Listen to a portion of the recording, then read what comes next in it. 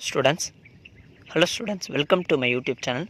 நம்ம சேனல் புதுசாக என்ன வீடியோ பண்ணால் மறக்காம சப்ஸ்கிரைப் பண்ணிட்டு பக்கத்தில் இருக்கக்கூடிய பெல் ஐக்கனை கிளிக் பண்ணுறேன்.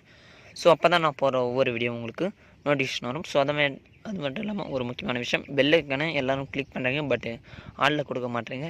ஸோ அதனால் உங்களுக்கு நான் போகிற வீடியோ நோட்டிஃபிகேஷன் வரல. அதனால் சார் நீங்கள் வீடியோ போடுறது எனக்கு நோட்டிஃபிகேஷனாக வரல அப்படின்றீங்க.